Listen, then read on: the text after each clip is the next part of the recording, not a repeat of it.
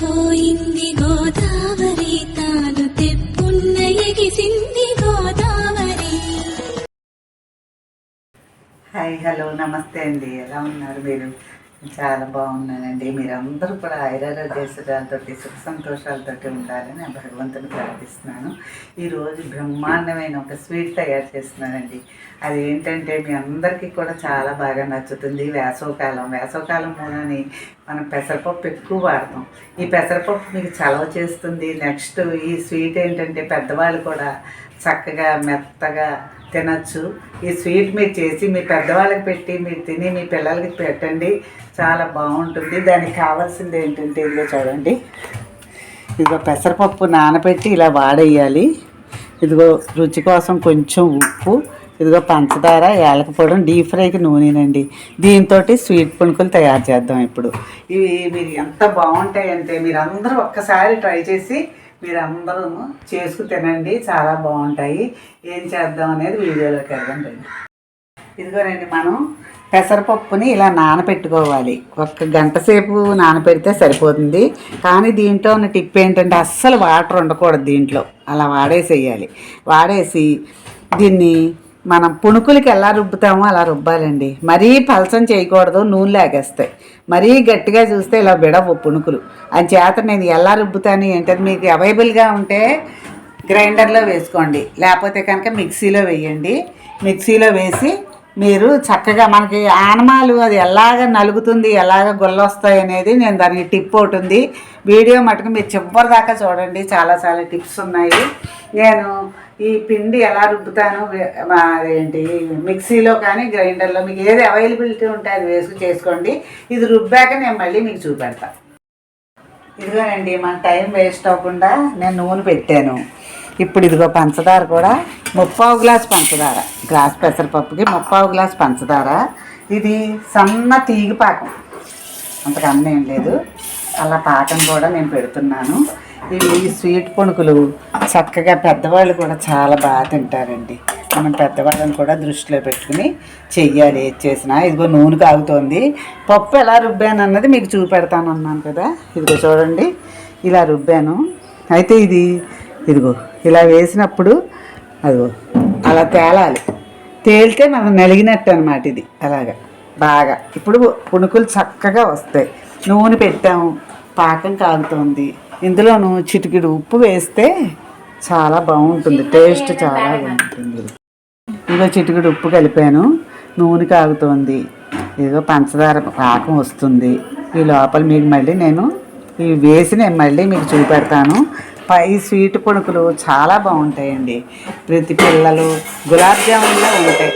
మన ముసలాళ్ళు కూడా చాలా బాగా తినచ్చు. మళ్ళీ చూపెడతాం. ఇదిగో చూడండి, పాకం జ్యూసీ పాకంగా మనం చూసుకోవాలి.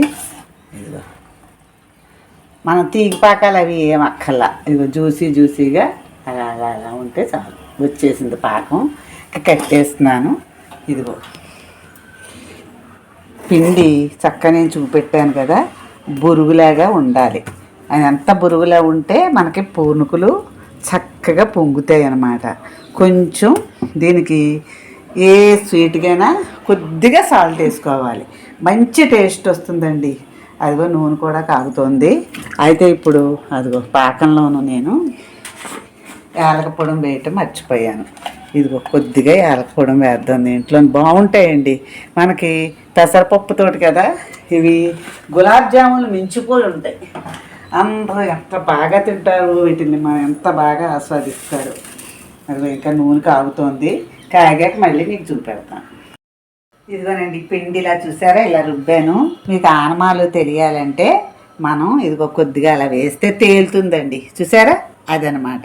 పిండి అలా నలిగితే కనుక మనం ఏ షేపులో వేసామో అలా ఆ షేపులో వస్తుంది. చూడండి, అదిగో పుణుకు వెయ్యగానే టక్కుమని తేలిపోవాలి. అలాగా చూసారా, అది. ఇప్పుడు మనం కారం పుణుకులైనా ఇలాగే వేసుకోవచ్చండి. కారంలో కూడా మనం ఉప్పు, పచ్చిమిరపకాయ, జీలకర్ర అవి వేసి ఇలా రుబ్బుకుని చక్కగా కారం పుణుకులు కూడా వేసుకోవచ్చు. ఇవి తీపి పుణుకులు అన్నమాట. తియ్యగా మన పెద్దవాళ్ళు చప్పరిస్తూ హ్యాపీగా ఎంజాయ్ చేయడానికి తీపి పుణుకులు చేస్తున్నా. ఎంత బాగుంటాయోనండి ఈ పుణుకులు. అదిగో చూడండి రౌండ్గా ఎలా తిరుగుతున్నాయో చూసారా. మన పిండి రుబ్బటంలో ఉంటుంది. ఈ పుణుకులన్నీ కూడా పిండి ఎలా గ్రైండ్ చేస్తామో అంత బాగా వస్తాయి. అదండి వాయి సరిపోయింది. ఇప్పుడు వాటంతటా అవే వేగి చూడండి ఎలా తిరుగుతున్నాయోను. నేనేమీ చెయ్యక్కర్లేకుండానే చక్కగాను తిరిగిపోయి అదిగో చూసారా. పిండి కూడాను గట్టిగా రుబ్బుకుంటే రాళ్ళులా వస్తాయండి. పల్చగా రుబ్బుకున్నాం అనుకోండి మనకు నూనెలో ఆగేస్తాయి. పుణుకులు ఎప్పుడు కూడా నేను చూపెట్టిన కన్సిస్టెన్సీ అది చూడండి ఆ రకంగానే కన్సిస్టెన్సీ బాగోవాలి. బాగుంటే మీకు ఏదైనా బాగుంటుందండి. మనం దాని ప్రకారం నేను అందుకే మీకు ఏం చెబుతున్నానంటే కొలతలు కరెక్ట్గా చూసుకోండి అమ్మా అని. నేను కొలతలు 1-2 సార్లు చెబుతున్నాను అనుకోండి, కొందరు కొంచెం చిరాకు పడుతున్నారు. అందరూ కాదండి, కొంతమంది చాలామంది అమ్మ పక్కా కొలతలతో చెబుతున్నారు మీరు, మేము చేసుకుంటున్నాం, మేము కడుపు నిండా తింటున్నాం అని చెబుతున్నారు. నేను చాలా హ్యాపీ ఫీల్ అవుతున్నానండి. కానీ అయితే కొంతమంది మటుకి ఎందుకు సోది కింద ఒకటే మాట చెప్తున్నారు అంటున్నారు. ఏదైనా కొలత ప్రకారం ఎంత వేయండి, అన్ని గ్రాములు వేయండి, ఇన్ని గ్రాములు వేయండి అంటే అందరి దగ్గర వేయింగ్ మెషిన్ ఉంటుంది కదండి. ఇప్పుడు వేయింగ్ మెషిన్ అందరూ కొనుక్కుని ఇంట్లో పెట్టుకోరు కదా. చిన్న చిన్న పిండి వంట చేసుకునే వాళ్ళు ఆ వేయింగ్ మెషిన్లు అవి ఏం కొనుక్కుంటారండి. ఊరికే వెళ్ళానండి గుండ్రగా తిరుగుతాయి. అది తిరుగుతూ వేగుతాయి. కొంచెం ఎర్రగా వేగాలి, మెత్తగా తెల్లగా వేయించుకోకండి. చాలా బాగుంటాయి మీకు. ఇప్పుడు నేను ఎందుకు చెబుతున్నానంటే ఈ పుణుకుల విషయంలో ఎవరైనా ఆ పంచదార పాకంలో నానిన వెంటనే గులాబ్ జాము టైప్లో ఉంటాయి ఇవి. అంత ఎర్రగా మటుకు వేగనివ్వండి. లోపల నుంచి చక్కగా పచ్చి లేకుండా వేగాలి. అదిగో చూసారు ఎంత గుండ్రగా వచ్చాయి చూడండి, ఎంత అందంగా వచ్చాయి చూడండి ఇవన్నీ. అదిగో చూసారా, పుణుకులు అంటే ఇలా ఉండాలి. అంచేత పుణుకుల్ని ఎప్పుడు కూడా మనం ఎలా రుబ్బాలి అనే పరిస్థితి చూసుకోండి. ఆ రుబ్బటంలోనే ఉంటుందన్నమాట. నేను చూపెట్టాను కదా, దానివల్ల టిప్ ఏంటంటే ఇలాగా రుబ్బగానే మీరు నీళ్ళ మీద వెయ్యండి, తప్పమని తేలుతుంది. ఇదిగోనండి ఈ కలర్ వచ్చేసాయి. ఇవన్నీని మీకు దీంట్లో పాకంలో వేసేస్తాను. ఇదిగో అదిగో మళ్ళీ పాకంలో పీల్చినవి మళ్ళీ మీకు చూపెడతాను. చూపెడతాను. ఇవి కూడా తీసేశాక నూనె మటుకు ఎర్రగా కాగాలండి. ఎర్రగా కాగకపోతే మళ్ళీ మీకు ఏంటంటే పుణుకు వేసిన వెంటనే చచ్చడిపోతుంది. చచ్చడిపోయి మీకు అసలు పుణుకు తేలదు. చూసారా, చూడండి ఎంత బాగా పీలుస్తాయో చూడండి. ఇవి అది చాలా బాగా పీలుస్తాయి. మళ్ళీ ఈ వాయి వేగేదాకా మళ్ళీ దీన్ని ఇందులో పీల్చనిద్దాం. పాపం వీటిని కాసేపు పీల్చుకుంటాయి. మళ్ళీ వెంటనే తీసేసామనుకోండి వాటికి టైం ఉండాలి కదా పీల్చుకోవటానికి. అందుకని ఇది పక్కన పెడతాను. మళ్ళీ ఒక వాయి చూడండి ఎలా వదులుతున్నానో పుణుకు. అది కొద్దిగానే. ఏమండి రోడ్లమ్మట కూడా కూర పుణుకులైనా అమ్మాడండి నిన్న. నాకు చాలా అసలు ఎంత ఆశ్చర్యపోయానంటే, అదేంటది రెడీమేడ్గా పుణుకులు కూడా అమ్మేస్తున్నారు, మనం ఇలా ఫ్రెష్గా రుబ్బుకుని అప్పటికప్పుడు వేసుకుని అలా పడుతున్నాం కదా, ఆ పుణుకులు ఎలా ఉంటాయి అని నాకు ఆశ్చర్యపోయానండి. వాళ్ళు ఎప్పుడు వేస్తున్నారో, ఎప్పుడు వండుతున్నారో, ఎప్పుడు తెస్తున్నారో తెల్లారేసరికి పొద్దు ఊకేసరికి కూర పుణుకులండి అని అమ్ముతున్నారండి. నేనైతే చాలా ఆశ్చర్యపోయాను అనమాట. ఈ తీపి పుణుకులు మీరు చేసుకుని పిల్లలకి పెట్టి పెద్దాళ్ళకి పెట్టి చాలా బాగా ఎంజాయ్ చేయొచ్చండి. మీరు చక్కగా 4 రోజులు ఉంటాయి, ఫ్రిడ్జ్లో పెట్టుకున్నా కూడా 4 రోజులు ఉంటాయి. ఇవన్నీ అయ్యాక మళ్ళీ నేను మీకు చూపెడతాను. ఇదిగోనండి మీ అందరి కోసం తీయని స్వీట్ పుణుకులు. పెసరపప్పుతోటి ఎవరైనా పుణుకులు వేసుకుంటాం మనం. ఉప్పు, జీలకర్ర, పచ్చిమిరపకాయలు వేసి. అవి కావండి, ఇవి స్వీట్ పుణుకులు. ఇవి ఎలా ఉన్నాయంటే గులాబ్ జామున్లో ఉన్నాయండి. నోట్లో వేస్తే కరిగిపోతాయి, అంత బాగున్నాయి. మీరందరూ కూడా ఈ రెసిపీ చేసుకుని పెద్దవాళ్ళకి పెట్టి మీరు తిని చిన్నపిల్లలకి పెట్టి మీరందరూ కూడా ఎంజాయ్ చేయండి. 1-4 సార్లు మీరే చేసుకుంటారండి. ఎంత బాగుంటాయి ఇవన్నీ కూడాను.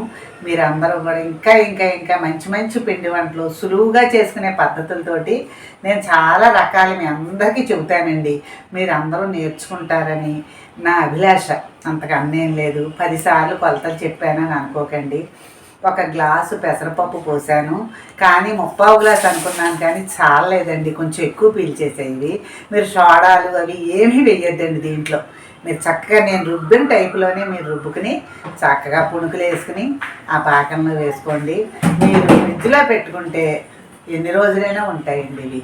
అని చేత ఇలా చేసుకుని ఇవన్నీ కూడా మీ పెద్దవాళ్ళకి పెట్టి మీరు తిని మీ పిల్లలకి పెట్టి అందరూ ఆనందంగా ఎంజాయ్ చేయండి. ఈ వీడియో కనుక మీకు నచ్చితే లైక్ చేయండి, షేర్ చేయండి, కామెంట్ చేయండి.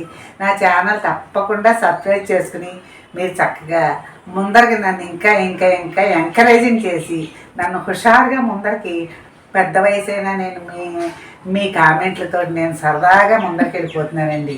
అందుకని మీ ఇది అంతా కూడా మీ అభిమానం నా మీద ఎప్పుడు ఉండాలని కోరుకుంటూ థ్యాంక్ యూ వెరీ మచ్.